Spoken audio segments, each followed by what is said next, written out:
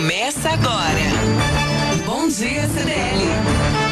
As notícias mais importantes do dia comentadas e analisadas. Realização Câmara de Dirigentes Lojistas Santos Praia.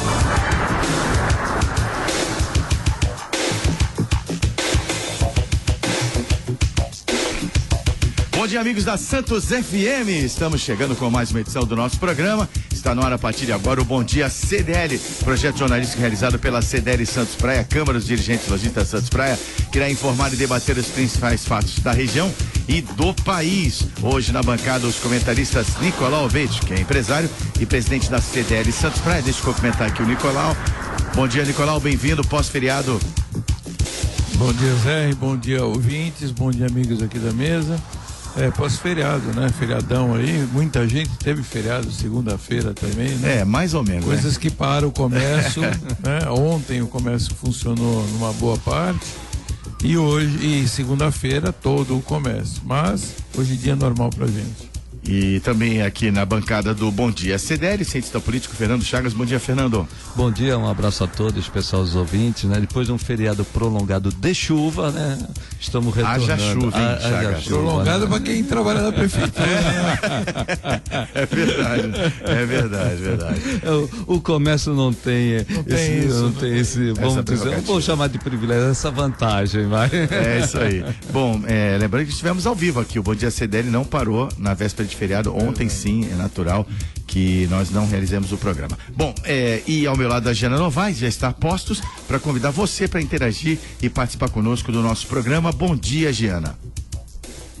Bom dia, Zé, bom dia aos ouvintes da Santos FM, aos companheiros aqui presentes. Para participar é muito fácil, tem várias maneiras. Pelo WhatsApp é no 991406444, 991406444. O nosso telefone fixo é o 3345-9507, 3345-9507. E nós temos também a página no Facebook, que atualizamos diariamente com informações dos comentaristas, que é a CDL Santos Praia. Muito obrigado, Giana. Na produção e na sonoplastia, o Rick Santos. Primeiro tema do dia diz respeito à vergonha que nós verificamos aqui na Baixada Santista. Pilhas de lixo acumuladas em cidades entram no noticiário nacional. Em São Vicente, a coleta foi suspensa na quinta-feira e há lixo acumulado em pilhas altas na faixa litorânea. Em Cubatão, a coleta parou na última sexta, assim como São Vicente por falta de pagamento. Na noite da véspera de feriado da República, revoltados com o lixo acumulado, os moradores de Cubatão espalharam os resíduos ao longo da principal avenida da cidade a 9 de abril. Motoristas de pedestres eram obrigados a desviar dos sacos de lixo. A chuva arrastou o pasto entulho para as bocas de lobo. Em Peruíbe, a coleta de lixo também foi paralisada na sexta. Os sacos de lixo encheram as caçambas coletoras e caíram nas calçadas. Comerciantes, moradores e turistas reclamavam do mau cheiro. Munícipes deixaram sacos de lixo em frente à prefeitura. Na noite de ontem foi formada pela assessoria de imprensa a retomada parcial. Guarujá retomou por ordem judicial a coleta e Peruíbe também retomou o serviço na tarde de ontem. Em Santos, a prefeitura confirmou o débito com a empresa que é responsável pelo serviço, mas a coleta não. Aqui, vou perguntar primeiro ao Chagas. É uma situação, né, que mostra a dificuldade do caixa. E Santos, como é que fica? Existe a perspectiva da coleta ser interrompida aqui também? Acredito que Santos seja difícil, porque a realizada principalmente esses municípios que não têm recursos por toda os 45% dos municípios no Brasil que dependem de transferência dos estados da arrecadação da União, consequentemente que a arrecadação dos municípios que dependem dessas transferências constitucionais. São 75%, então eles se sentem mais. São Vicente é um deles, Cubatão também tem dificuldades, Guarujá, de uma forma geral, os municípios têm essa dificuldade que depende muito desses recursos. Felizmente, Santos tem uma arrecadação própria muito boa, arrecadação própria do município garante satisfatoriamente a realização de serviços públicos. Eu não vejo hoje possibilidade de haver o corte da coleta de lixo, a interrupção da coleta de lixo em Santos. Até porque eu tenho uma ordem cronológica e a lei de licitação, o artigo 5º da licitação 8666, que hoje é chamada de norma geral das licitações, ela determina que tem que ter uma ordem cronológica para pagamento. Então, quando o fluxo de caixa cai, quer dizer, quando a receita cai, naturalmente caem também os pagamentos ficam em atraso. Se tiver um grande pagamento, vamos dizer, um pagamento de 5 milhões na fila e tiver um de 1 milhão, enquanto não paga esse de 5 milhões, não paga esse de 1 milhão. Então isso dificulta o fluxo de caixa e o pagamento de todos. Porém, a Lei 866, no caso de serviços essenciais, permite a quebra dessa ordem cronológica. E quando há um serviço essencial como a coleta de lixo, mesmo a coleta de lixo estando atrás de um outro pagamento que não pode ser realizado por falta de recursos, o que faz? Faz a quebra da ordem cronológica e paga esse serviço essencial pelo menos a mão de obra. Então eu acredito que não há possibilidade, pelo menos a curto e médio prazo, do lixo parar, porque em Santos, na medida do possível, de acordo com o fluxo de caixa, como eu disse, felizmente Santos tem recursos próprios, mesmo tendo ordem cronológica, que você tem que primeiro pagar o que está na frente, sendo maior ou menor, para depois pagar o que está atrás.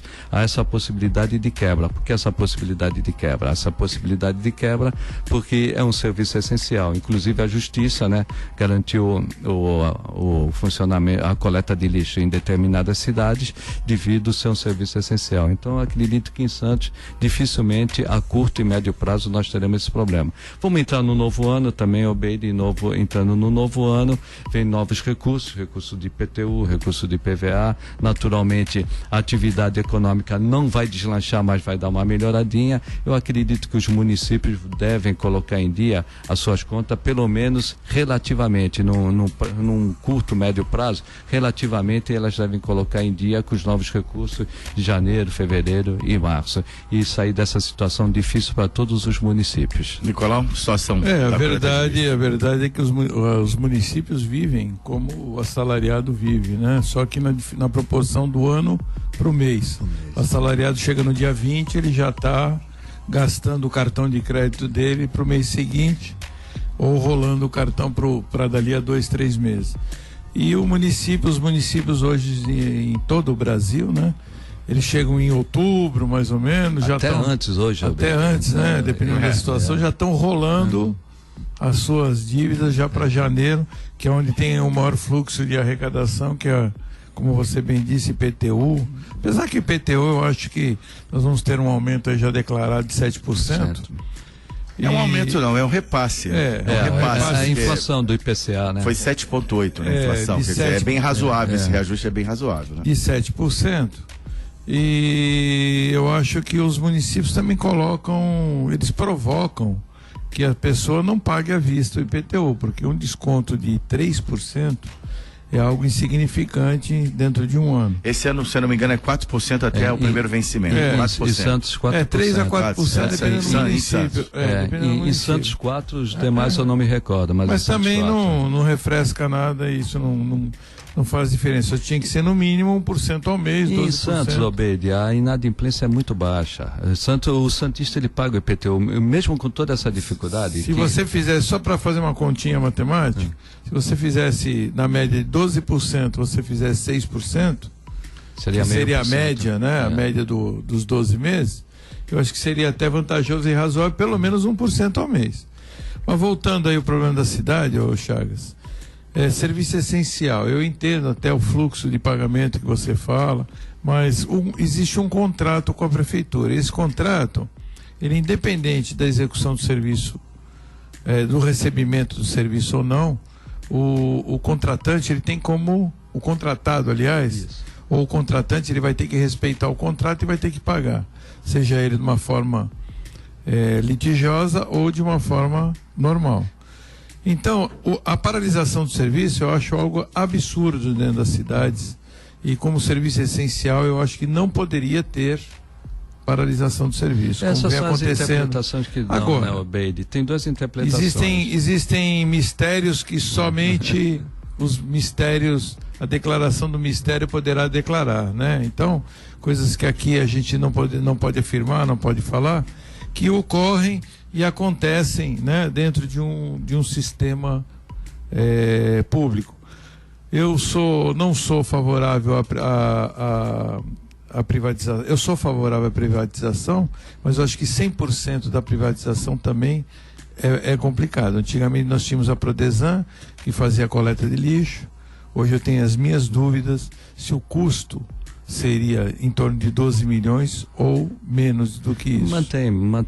Manteria. O Santos tem, inclusive, reconhecido no Brasil inteiro como uma das, se não a melhor, uma das melhores coletas de lixo. Isso diz da Prodesan. Santos tem um tipo de coleta de lixo que nenhuma cidade no Brasil tem, que são duas vezes ao dia em vários bairros, né? Nós temos coleta 2 vezes ao dia. Então esse custo é grande, tem toda a varrição das ruas, né? Mas só voltando até, tinha te interrompido, tem essas duas interpretações em relação à suspensão dos serviços essenciais.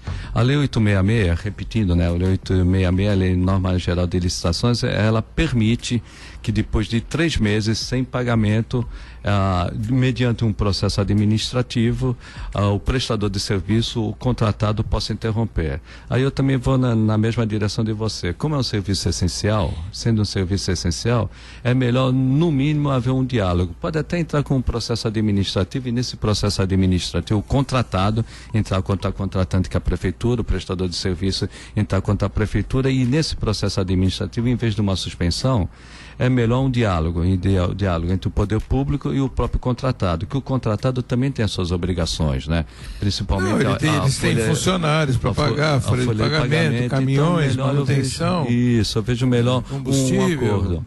Agora, quando vai, aí tem essas duas interpretações que eu falei, quando vai na justiça, que até nenhuma empresa, eu tenho uma coisa que eu tenho certeza, e aqui eu acho que nós temos que olhar as duas partes. Nenhuma empresa aguentaria, se não fosse uma empresa que tem em várias cidades da região, no caso como a Terracom, aguentaria uma dívida do tamanho que está. Em torno de 70 milhões em Santos, parece que 20 milhões em São Vicente, e Cubatão também parece que é em torno disso aí também, parece que 20 ou 30 milhões. Os valores são altos devido ao contrato, mas o contrato também ele é alto devido ao serviço prestado. Não, mas eu estou dizendo uma empresa, como é que uma empresa aguenta cento e tanto, quase 200 milhões? Por isso eu digo, em aberto, não aguenta. Então, qualquer outra empresa teria não cessado o serviço por uma questão de cessar o serviço de falta de pagamento, e sim porque quebraria, tranquilamente. Por isso tem essa quebra, né? Na própria lei, o artigo 5º da Lei 866 tem essa quebra. Quando é um serviço essencial para a população, o coleta de lixo é um serviço essencial, faz essa quebra pelo menos para garantir o pagamento da folha salarial e também dos encargos, porque sem os encargos também a empresa não tem condições de pegar a certidão de regularidade fiscal e participar de outras licitações, já que essas empresas vivem de prestação de serviço para os municípios. Agora, o que houve, e isso aí é geral, não é só nos municípios, nos estados, mas da União. Só a queda da arrecadação da União foi de 7%, queda real de arrecadação. Felizmente o município de Santos, como eu disse, tem a sua arrecadação própria, mas aqueles que dependem de transferência dos estados do município tem uma queda da União que automaticamente reflete numa queda de arrecadação dos municípios, prejudica muito, mas prejudica bastante esse município que depende dessas transferências, tanto do estado como da União. E só o município de Santos, agora eu estou de férias, mas antes de sair de férias, a queda... De novo de férias? De férias de novo. Tinha uma queda de arrecadação real de 5%. É uma queda só na arrecadação do município. É uma queda relativamente ISS alta. É a principal fonte de receita, ICMS, né? O ICMS. Não é a principal receita. Mas a queda que você se refere, Chagas, eu entendo que a queda que você se refere é sobre a previsão de previsão. Não, eu estou falando que é real em relação ao ano anterior. Real em relação ao ano anterior. Não é a previsão orçamentária. Já foi feita a estimativa de gastos para o ano que vem, não foi? Isso, tá na Câmara. Está na Câmara, né? Que tem o nome. A previsão é a Lei Orçamentária Anual. LID. Não, qual é o nome? Tem uma abreviação.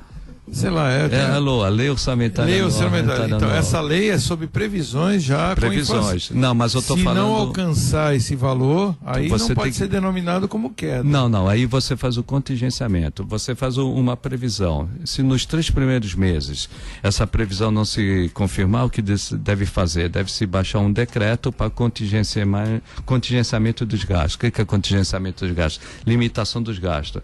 No caso, quando eu falo de queda real, é em relação ao ano passado. Se você pegar a arrecadação do ICMS com o ano passado, nós vamos ter no fim do ano, cerca de 70 milhões de queda, batendo do ano passado com este ano. Só levando isso aí, me permite dizer, só levando isso aí a nível federal, é onde está a Lei 241, a PEC 241, que o governo federal quer aprovar, que é onde tem limitação de gastos, principalmente educação e saúde, que é onde o município não pode, ele tem prioridade salários, né? Isso. Funcionalismo, saúde, que tem que gastar 25% 25% em educação, 15% em saúde. E que em saúde. Então, qualquer prefeito que gaste menos do que isso, se ele fizer um contingenciamento, é reprovada. Se bem que nesses 2 primeiros anos, saúde e educação ficam fora dos cortes. O corte não, eles estão fora então. Mas a crítica é que vai retirar recursos, mas existe uma previsão de que essas áreas não. Eles anteciparam os 18%, que seria daqui a 2 anos, antecipado já para esse ano. Então eles vão cumprir, no mínimo eles vão cumprir os 18%. Só que eles iam cumprir esses 18% daqui a 2 anos. Então eles anteciparam esses 2 anos, quer dizer, eles vão ter um recurso a mais do que estava previsto. Porém, depois entra na regra. Mas eu só quero concluir meu pensamento da seguinte forma. Eu entendo que tudo isso é essencial para a população, educação, saúde, só que isso é como o seu orçamento na sua casa. O orçamento da sua casa, se você tem uma queda no seu faturamento, na sua arrecadação dentro da sua casa, sua esposa trabalha, você trabalha, vamos supor que um deles perca o emprego, né? Sua esposa perdeu o emprego, não trabalha mais, você tem uma queda no seu... Você tem que adaptar. Adaptar e diminuir receitas, diminuir despesas. Aí o que vai acontecer? Se seu filho estuda num colégio particular, tem que colocar ele no colégio do estado. Se seu filho faz um curso de inglês, você vai ter que tirá-lo do curso de inglês, ou vai ter que adaptar a sua vida. É assim para um cidadão mortal, comum, como todos nós. Nós temos que adaptar a nossa vida de acordo com a receita que nós temos. E o Estado, nesse ponto, eu defendo as prefeituras do Estado, que eles não podem fazer isso, porque 25% é obrigado a gastar em educação, independente da queda do faturamento ou não. Ah, mas é uma porcentagem em cima do que faturou.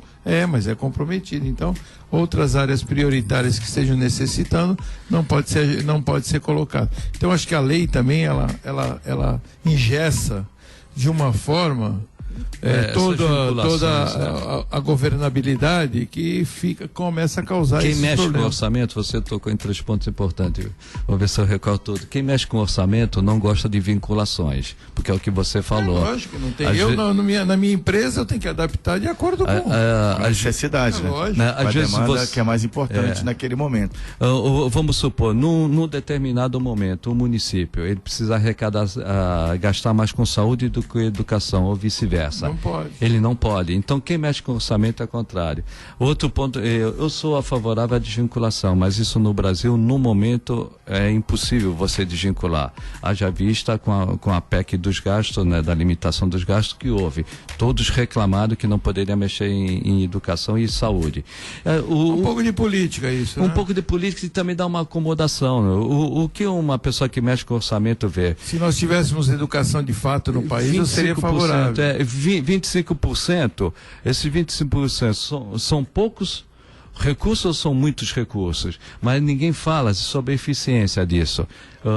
Rapidamente, Zé. Por outro lado, além das vinculações, né? No momento que as pessoas que você falou, Beide, estão deixando as escolas particulares, indo para as escolas do município, estão deixando o plano de saúde. Aumenta as despesas do Estado. Né? Aumenta a despesa do poder público de uma forma geral, principalmente o município, né? E o que eu vejo também, o que nós temos que hoje, tirando saúde e educação, como nós já falamos, tem essa vinculação, né? Na união de 18%. Nós temos uma pizza. Aí nós vamos ter que partir essa pizza com diversos gastos, com diversas pessoas. Um vai ter um pedaço maior, outro vai ter um pedaço menor. O que nós vamos ter que fazer, o que nós nunca fizemos no orçamento no Brasil? Prioridade, escolha. Essa PEC, a PEC da limitação dos gastos, né, do teto dos gastos, ele tem um efeito didático. Nós vamos ter que aprender a mexer com o orçamento, que ele é finito. E sendo finito, nós temos que escolher prioridades. 7h21 é o Bom Dia CDL no ar, o programa jornalístico da Câmara de Dirigentes Lojistas Santos Praia. Vamos falar agora da Home Life, que trata da atenção domiciliar, o Home Care, especialidade da área da saúde que consiste no atendimento domiciliar ao paciente de diversas complexidades, com muita tecnologia e também com medicina humanizada, né, que cuida da família como um todo. Tem até psicólogos na equipe da Home Life, médicos, enfermeiros, fisioterapeutas, fonoaudiólogos, de acordo com a necessidade. Pode ser o mais simples até o tratamento da terapia intensiva. A Home Life está aí para te atender 10 anos, uma empresa sólida, séria, que já ampliou seu atendimento para a Grande São Paulo e para a região de Ribeirão Preto. É uma empresa nascida em Santos. Ana Costa, 146, 17º andar, uma excelente nova sede à sua disposição para melhorar ainda mais o atendimento. O telefone é o 3202-6440 e acesse o site homelife.com.br. Vamos aos nossos apoiadores comerciais. O Bom Dia CDL volta já. Você está ouvindo Bom Dia CDL. Realização Câmara de Dirigentes Lojistas Santos Praia. De volta com o Bom Dia CDL, que vai ao ar de segunda a sexta-feira, das 7 às 8 da manhã, uma realização da Câmara de Dirigentes Lojistas Santos Praia, no seu projeto de comunicação, que além do Bom Dia CDL aqui na Santos FM, tem também o programa CDL TV, que vai ao ar toda terça-feira, ao vivo na Santa Cecília FM, das 18 às 19 horas, com reprises semanais, às quintas-feiras, às 18 horas e aos sábados, às 11h30 da manhã. Para você ficar por dentro dos principais temas que envolvem a região da Baixada Santista, o comércio e muito mais. Bom, vamos aos destaques do nosso noticiário nacional. A Comissão de Constituição e Justiça do Senado pode votar hoje, fim do fórum privilegiado para crime comum. O juiz Sérgio Moro, em entrevista ao jornal Estado de São Paulo, já deixou clara a sua opinião, que ele entende que o fórum privilegiado deveria ser apenas para os presidentes dos 3 poderes, mas em termos de bom senso, né? E dada aí a frequência com que parlamentares cometem crimes comuns e se escondem atrás do fórum privilegiado, essa mudança é mais do que bem-vinda. Isso foi criado em época de ditadura militar, época que privilegiou, né? Muitos já foram privilegiados sobre isso. Já visto aí que nós temos aí, eu não tenho o assunto a fundo, mas o avô do Fernando Collor de Mello, como senador, matou um senador dentro do Senado. Do Senado, do plenário. E teve o privilégio de ter fórum privilegiado, julgamento privilegiado. Então, veja só que isso aí é uma coisa que vem acontecendo já há muitos e muitos anos. E eu acho que esse tipo de crime, o crime comum, como também é apropriação indébita, etc., não deveria ter esse tipo de privilégio. Mas eu acho que é uma coisa de amadurecimento. Eu acho que o país está amadurecendo em relação a isso. A partir do momento em que nós já temos aí indiciado como réu um ex-presidente da República. Vamos falar disso já, hein? Como já temos, do Temer. Como temos o presidente da Câmara, que foi deposto pelo Judiciário e, consequentemente, depois perdeu seu mandato e, consequentemente, depois foi preso, coisa rara e que inimaginável no nosso país. Verdade. Eu não me lembro, nos meus altos 59 anos de idade, não me lembro de ter visto isso acontecer. Então, eu acho que são coisas que o país está amadurecendo, né? A gente amadurece, né, o Chagas, ou pelo amor, ou pela dor. Infelizmente, o país está amadurecendo pela dor, infelizmente. A dor que nós todos estamos, né? A nossa geração é uma geração muito sofrida, no sentido de muitas mudanças, muitas coisas que estavam erradas estão se consertando, muitas coisas que achávamos que eram verdadeiras, né? e hoje nós estamos vendo que não são, tipo, para não ficar divagando, tipo, nós vivíamos numa ditadura militar e achamos que a liberdade era o essencial. Só que quando nós tivemos a liberdade, não soubemos lidar com ela.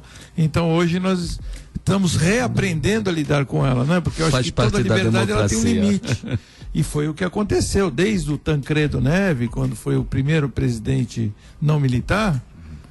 Veja quantas coisas aconteceram no nosso país. Existia corrupção antigamente, existia, só que não do jeito que vem acontecendo, principalmente nos últimos 12 anos, né? Tivemos aí Fernando Collor de Mello, que foi deposto, depois tivemos aí, elegemos a nossa redenção, que seria o Luiz Inácio Lula da Silva, que pegou o país no momento bom, que queira ou não queira, o Fernando Henrique entregou o país no momento bom, e vejo que a consequência do que nós estamos vivendo.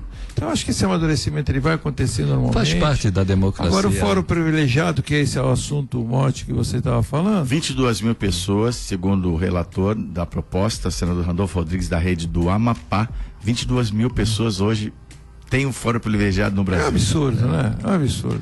O fórum privilegiado. Nós temos aí um prefeito, desculpe te interromper, Chagas, temos aí um prefeito de São Vicente, que é um prefeito que já deveria estar na cadeia há muito tempo, ou pelo menos respondendo pesadamente um processo por negligência de função, porque eu acho que isso sofre uma condenação. E ele age como se nada tivesse a ver, eu não tenho dinheiro, simplesmente não faço. Então eu acho que isso é uma situação muito difícil. O foro privilegiado, ele na realidade é o que se chama prerrogativa de foro por função.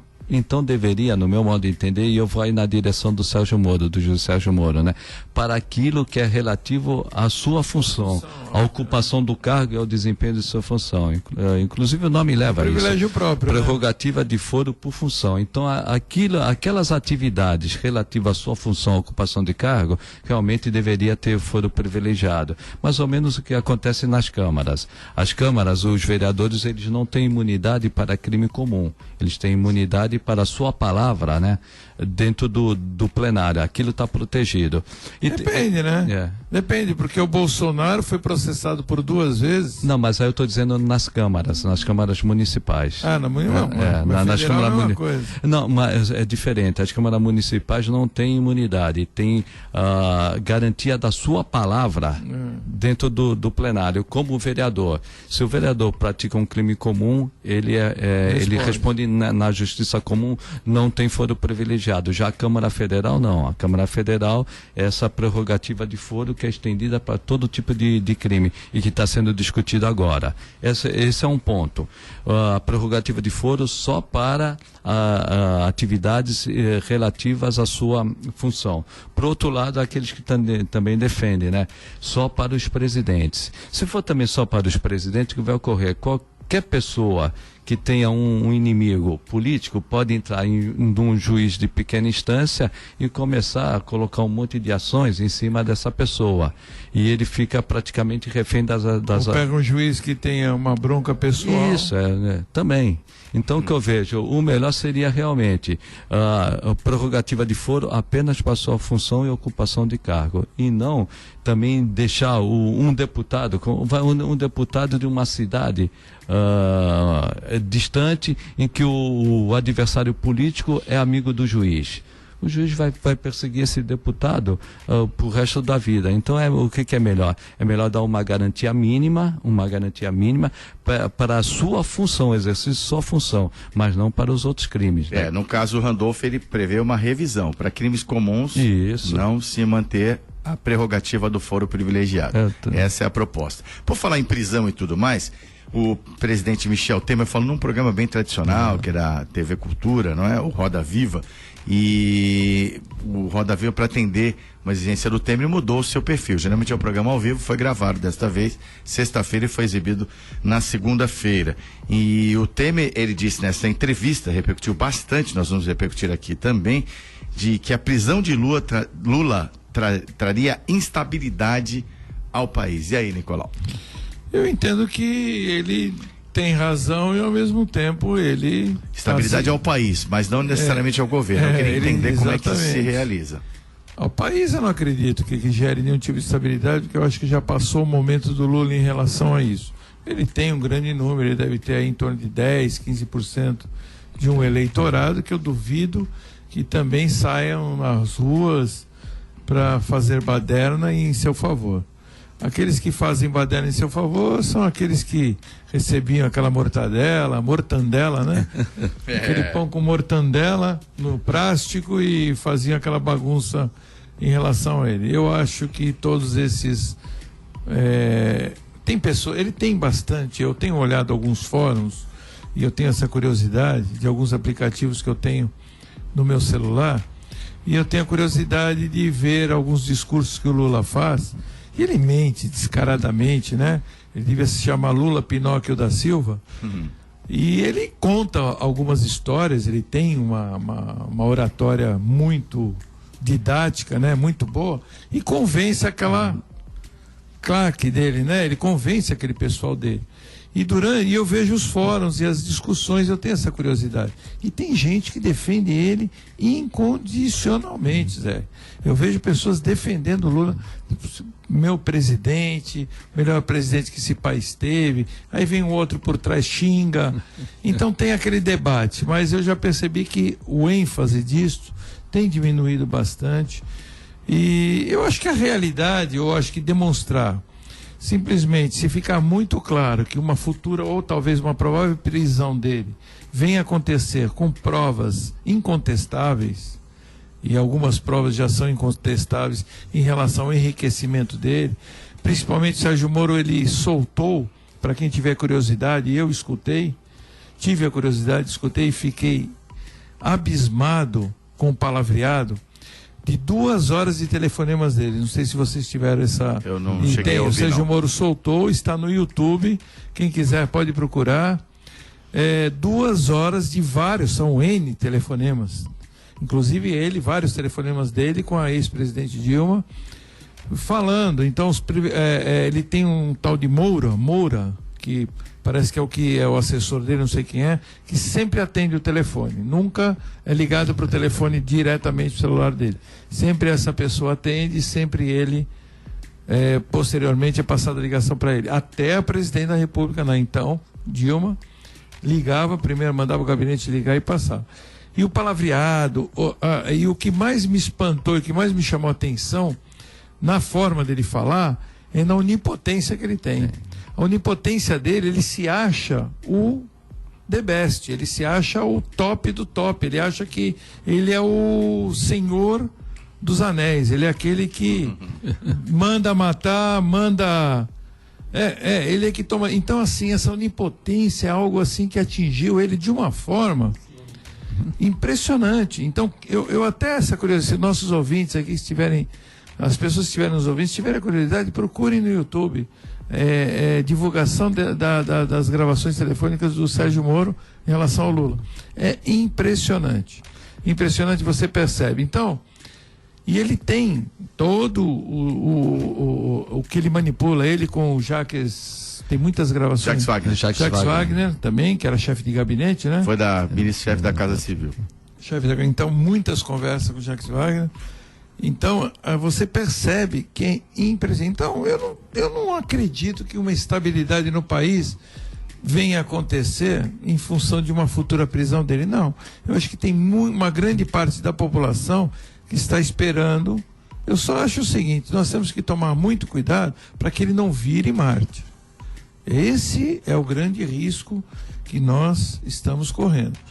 Porque ele virá um mártir, um pobre coitado que foi perseguido, que já foi porque a tendência o discurso dele é vitimização, né? É politizar para se virar vítima. A vitimização do PT é muito grande. Principalmente dele, né? Ele, inclusive, toda acusação que tem em relação ao ex-presidente Lula, ele politiza. Ele vai para a política para mostrar... vitimiza. Isso, para mostrar que está sendo perseguido. Inclusive, uma das possibilidades que ele pensa, né? É deixar o país pedindo asilo político, né, por perseguição política. Por isso, toda vez que tem algum fato que, vamos dizer, de alguma forma, né, possa criminalizar o ex-presidente Lula, ele tenta de todas as formas politizar. O que eu acredito que o Michel Temer falou foi abalar o país, seria esses movimentos sociais. Além desses movimentos sociais de rua, como você falou, o presidente Lula já teve 30% da população. Hoje deve ter em torno de 15% a 20% da população. Nem isso. Mas ele ainda tem... Ele ainda liderou as pesquisas, né? Mas ele não tem a mobilização. Não, mas essa porcentagem de mobilização ele não tem. Mas ele ainda tem uma militância, né?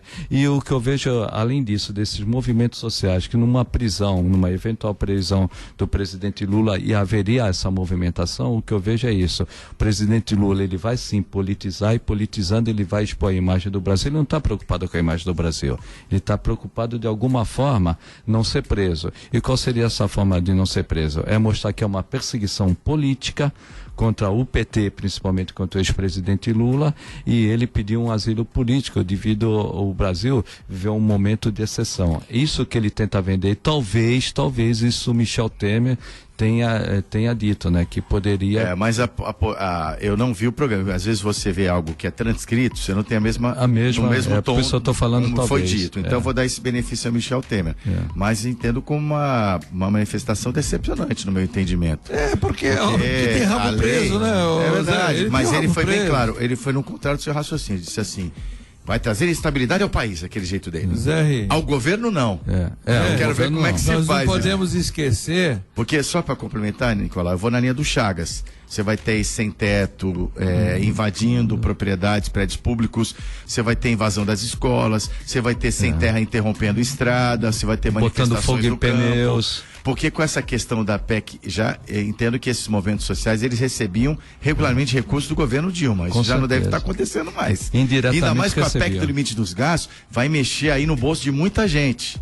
O que também já existe uma predisposição para ir para a rua. Então eu entendo sim. Então você concorda comigo que não existe movimento social, existe movimento por falta de dinheiro. Esses focos. É o meu que você não dá mais. Então aí eu vou protestar. Politicamente, socialmente, isso não existe nada. E seguindo o teu raciocínio, essa foi uma das perdas do PT. O PT teve várias perdas, uma foi essa. Antigamente a militância era espontânea. Depois que o PT assumiu o governo, a militância passou a ser profissional. E agora eles não se readaptam, eles não voltam ao passado, em que a militância era espontânea. Então, nessa situação, fica muito... Para quem se acostumou a viver foram 12, 13 anos, né?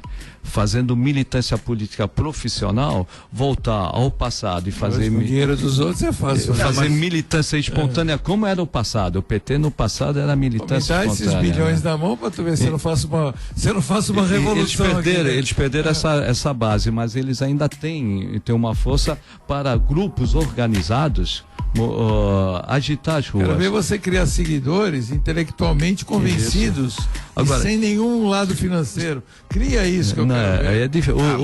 Existe, evidentemente existe. Não são eles que conduzem esses movimentos, mas tem gente que ideologicamente se acha, acredita no discurso que hoje o Lula e o ex-governo do PT adotou.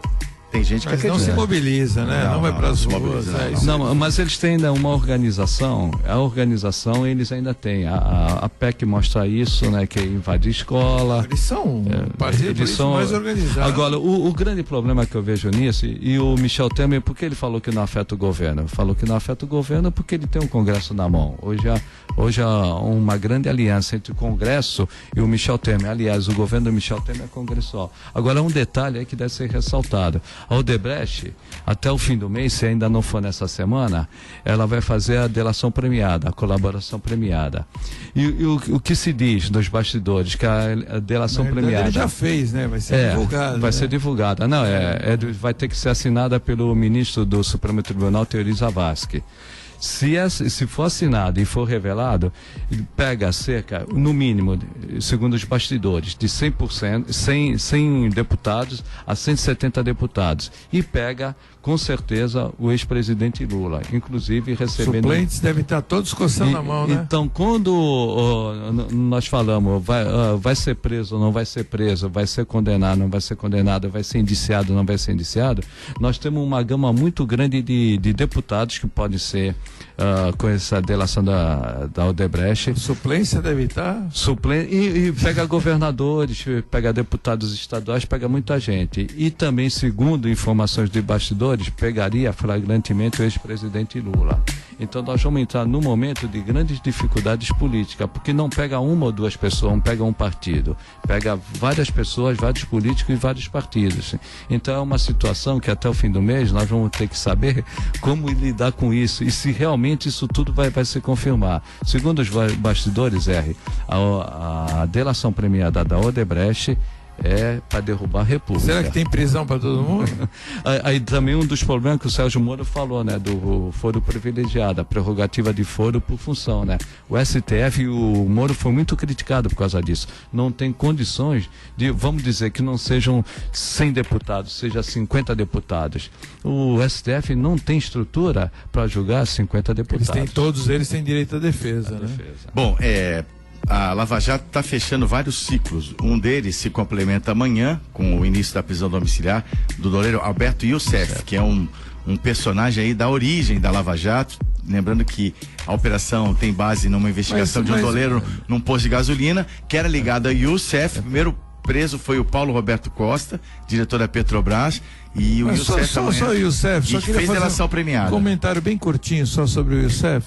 Todo mundo questiona, mas o Youssef foi condenado a 120 anos de cadeia e vai ser liberado, né? Ele vai ser solto e vai ficar com prisão domiciliar. Mas isso é um absurdo. Eu acho que as pessoas não têm o foco e não entendem que eles procuram os mentores e não os entremeios, Por né? isso As que eu pessoas, estou dizendo que... Exatamente, é que nem cometer um crime. Quem é mais criminoso? Tá fechando o ciclo a quem Lava Jato. comete exatamente o crime ou quem foi o mentor do crime? A Lava Jato tem dois objetivos fortes que são exemplares. Na política, Eduardo Cunha. Dificilmente ele vai escapar de uma prisão. Porque é o mentor. Porque é o mentor. Isso, essa é o objetivo. A ideia é essa. E no meio empresarial, Marcelo Odebrecht. Marcelo Odebrecht também é mentor. E no meio presidencial. Mas ele já foi negociado a prisão dele, parece que em 4 anos. 10 anos. Não, 4 anos. 2 anos e meio. Ele vai cumprir ele vai cumprir mais 2 anos e meio. Não, mais 1 ano e meio. Ele vai cumprir no total de 4 anos. Não, 5 anos. É mais 1 ano e meio de prisão, de regime fechado. Ele já tá 1 ano. 1 ano. Em alguma coisa. 1 ano. 1 ano e meio, mais 1 ano e meio de regime fechado. Depois mais 2 anos e meio semiaberto e depois ele vai regime aberto, né? Aberto, que aí ele pode que ele pode ir para casa e pode trabalhar, só não pode sair fim de semana. E não pode sair do país. E não pode sair do país. Porque eles... Mas também ficar em casa para ele deve ser muito ruim, né? Porque a casa dele deve ser muito apertada. Mas para uma pessoa pegar 2 anos e meio, Obeide, de prisão, regime fechado. No padrão dele não é fácil. Não é fácil. Isso. Vamos ao nossa parada para os nossos apoiadores comerciais às 7h45 no Bom Dia CDL. Só deixo aqui o recado de mais um o apoio cultural, que é da APO, Planos Odontológicos Empresariais, para a saúde bucal dos seus funcionários, da sua empresa. Ela que atende grandes empresas da região, é parceira da CDL Santos Praia, também o plano odontológico do Grupo Mendes, do Complexo Santa Cecília, do Jornal A Tribuna, entre outras empresas importantes aqui da nossa região. A APO é certificada pelos 91 e todos os seus departamentos, que é uma prova da qualidade do serviço prestado, com uma rede credenciada de mais de 200 profissionais aqui na região da Baixada Santista. Ela está à sua disposição. Ligue 2104-4000 e acesse para conhecer mais. apoodonto.com.br. 7h46, voltamos já. Você está ouvindo Bom Dia CDL. Realização Câmara de Dirigentes Lojistas Santos Praia. De volta, 7h48, é o Bom Dia CDL, da CDL Santos Praia, ao vivo até às 8 da manhã, aqui em 92.5 do seu rádio, na bancada dos comentaristas Nicolau Obeide, presidente da CDL Santos Praia, empresário, e o cientista político Fernando Chagas, da nossa equipe de produção, a Jana Novaes e também o Rick Santos. Aliás, a Jana vai convidar você a interagir conosco e participar do programa, ainda há tempo. Vamos lá, Jana. Pelo WhatsApp é no 991406444, 991406444, nosso telefone fixo 3345-9507, 3345-9507. E tem a nossa página no Facebook, que é sempre atualizada com fotos dos comentaristas e dados, que é a CDL Santos Praia. Bom, nós comentamos na sexta-feira 4 episódios, né, de violência envolvendo motoristas do Uber, e nós tivemos então o 5º caso em 9 dias. A vítima, um homem de 50 anos, foi chamada para um serviço da Rua Amador Bueno, ele que trabalha como motorista do Uber, no centro às 17 horas na véspera do feriado, e ficou nas mãos dos bandidos até por volta das 22h30, quando ela foi liberada, né? 3 rapazes, sendo 2 menores de 16 anos, solicitaram o veículo e tinham como destino Sabó. Eles seguiram pela rua Pio 12 até chegar à Travessa 1, atrás do cemitério. Assim que os bandidos chegaram ao cativeiro, uma casa da rua Antônio Batista, na Área Branca, a vítima foi encaminhada para dentro do imóvel. Os marginais, felizmente, não efetivaram nenhum ato violento com esta pessoa, e após 5 horas praticamente o liberaram, né? O chamado foi às 5 horas e a pessoa foi liberada por volta das 22h30, o que volta a trazer uma reflexão que nós já fizemos aqui na sexta-feira passada, não é? Que esses marginais, eles detectaram alguma fragilidade, alguma particularidade, e os motoristas do Uber viraram alvos fáceis. Isso nós tínhamos comentado rapidamente, já quando começou a discussão do Uber. Um dos pontos que eu levantava... Aliás, que o Uber que é ilegal aqui na cidade de Santos. Isso, um dos pontos que eu levantava era isso. É o Uber ser também vítima de roubos, de furto, de assalto e agora até sequestro, né? O Uber, ele precisa basicamente passar por uma regulamentação, e com essa regulamentação você dá um mínimo de condições de segurança tanto para aquele que detém o Uber como para o passageiro do Uber. Isso nós levantamos sem entrar no mérito se é um avanço da tecnologia, o Uber tem que entrar ou tem que sair, sem que nós já discutimos muito isso, e a minha opinião é muito clara, né? Para mim o Uber tem que ser regulamentado. Enquanto ele não for regulamentado, eu aconselho que as pessoas não utilizem o Uber. No momento que ele for regulamentado, eu acredito que vai dar maior segurança tanto para o proprietário, o usuário do Uber, como para o próprio proprietário do veículo do Uber. A regulamentação, ela depende da União, município, né? Federal, não, é municipal. Não, municipal é o entendimento, né? Mas o entendimento jurídico real que eu percebo, eu já ouvi muitas... Aí eu já tenho uma opinião bem diferente. Depende de uma regulamentação federal. Não, aí... A partir do momento que tiver uma regulamentação federal, o município ele não pode legislar em relação... Aí seria inconstitucional. Aí eu tenho uma visão completamente diferente, Albeide. O serviço público de transporte coletivo ou individual, constitucionalmente é do município. Ainda que venha uma lei, essa lei poderia ser declarada inconstitucional.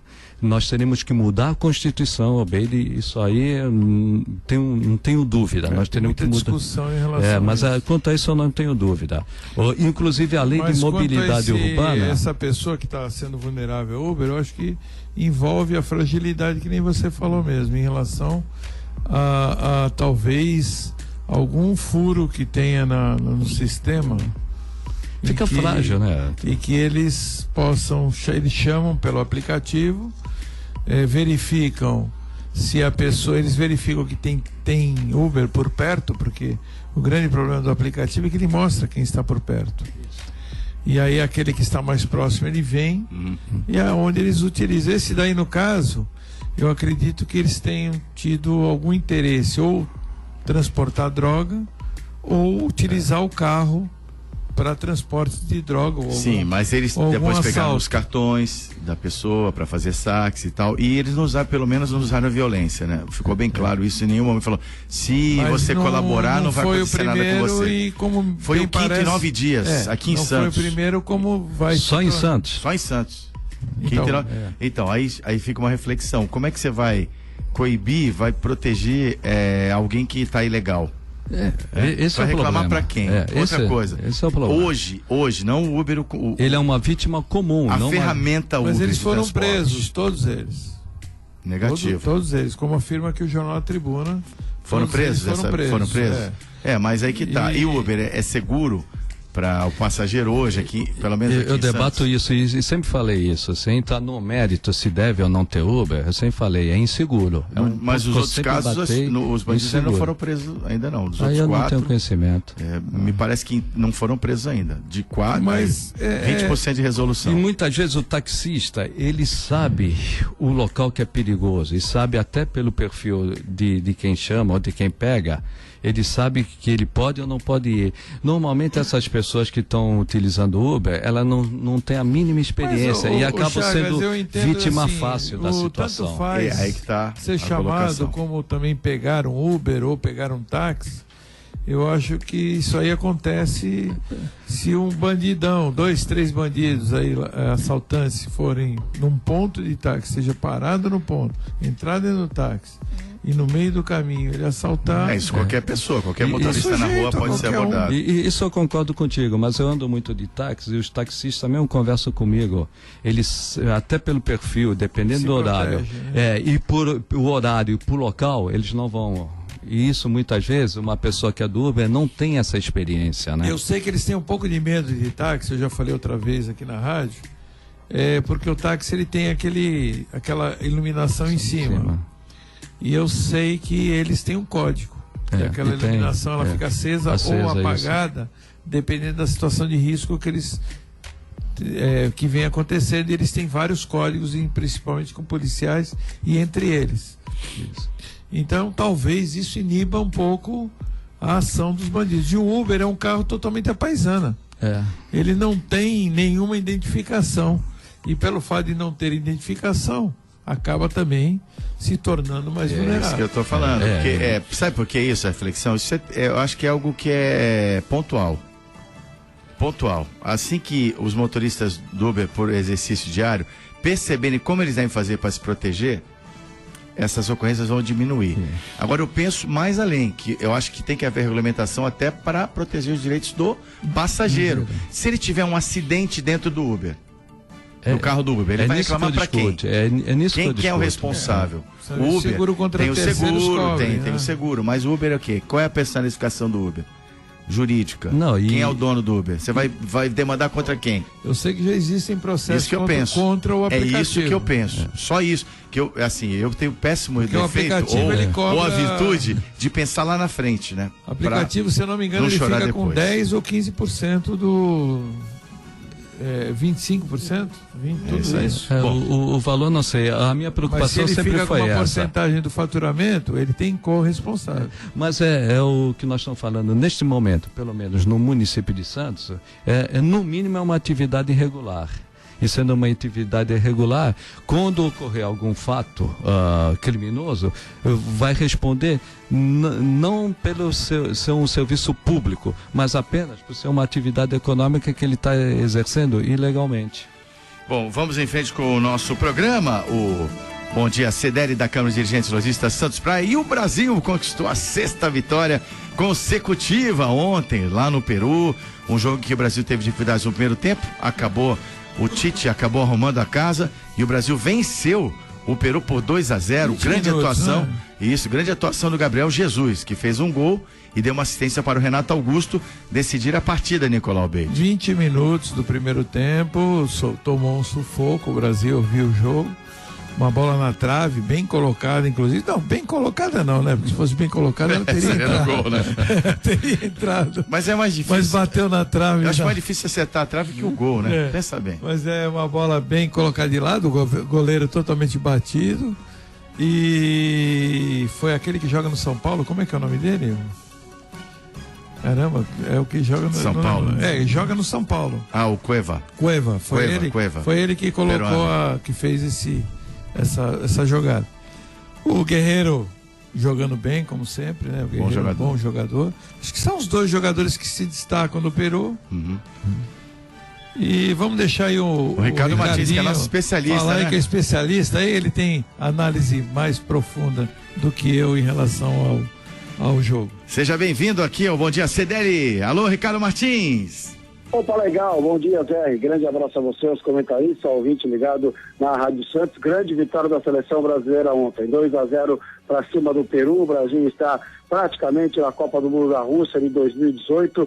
15 aí os matemáticos, 28, 29 pontos, vai classificar a seleção. O Brasil chegou a 27, fez 2-0 com gols de Gabriel Jesus, né, que fez um belo gol, e depois de Renato Augusto, Brasil 2, Peru 0. A seleção brasileira que volta a atuar apenas em março, né, do ano que vem. Rodada que foi boa também para a Argentina. Então, na rodada fora da Copa do Mundo, sai com a vaga na repescagem para a Copa do Mundo. Nesse momento é a 5ª colocada. Eliminatória para a Copa do Mundo. Ricardo, o Messi jogou muito, né? Hein? Ontem o Messi foi Messi.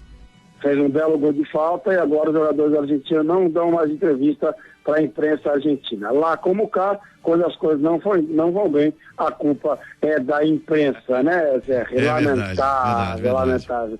E para a gente encerrar, Campeonato Brasileiro, a bola rolou ontem pelo Brasileirão, 40 mil pessoas foram ao Maracanã assistir Fluminense 1, Atlético Paranaense também. Um bom resultado para o Corinthians, né, que joga esta noite contra o Figueirense, fora de casa, conseguindo uma vitória. O Corinthians volta a figurar entre os 6 primeiros colocados. Os outros grandes paulistas em campo apenas amanhã, 7h30 no Morumbi, São Paulo e Grêmio, também 7h30 na Vila Belmiro. O Santos enfrenta o Vitória da Bahia, e 9h o líder Palmeiras pega o Atlético Mineiro jogando em Belo Horizonte. Amanhã a gente fala da rodada do Campeonato Brasileiro, claro, mas dos jogos do Santos, do São Paulo, do Palmeiras, do Corinthians, que joga esta noite. Fechado, Zé. Obrigado, Ricardinho. Até a próxima, até amanhã. Um grande abraço. Para Apoio Cultural, Armazém 26, materiais elétricos de limpeza, no centro de Santos, Praça da República, número 35. Você liga, a gente entrega para você, 3221-3396. Armazém 26, materiais elétricos, hidráulicos de limpeza. Tem o café, açúcar. Um grande abraço, uma ótima quarta-feira, até amanhã. Tchau, Zé. Valeu, Ricardo Martins. Amanhã de volta para encerrar o programa. Tem aqui o apoio cultural da Design Gallery, que está com uma vitrine de Natal maravilhosa, aqueles produtos maravilhosos que você encontra lá, muita variedade, muita qualidade sempre, várias faixas de preço e um atendimento espetacular. Essa é a Design Gallery, uma das lojas mais queridas aqui da nossa região, top of mind 6 vezes aí para produtos para casa, para presentes finos, listas de casamento e muito mais. Design Gallery em 2 endereços, Marechal Deodoro 98 e Azevedo Sodré número 3 em Santos. Com o recado da nossa apoiadora cultural Design Gallery, vamos terminando por aqui mais uma edição do Bom Dia CDL para voltarmos amanhã ao vivo a partir das 7h no seu rádio. Vem aí Entre Linhas com Rafael Mota. Um grande abraço, continue na Rádio Santos 92.5. Termina aqui. Bom Dia CDL. Realização Câmara de Dirigentes Lojistas Santos Praia.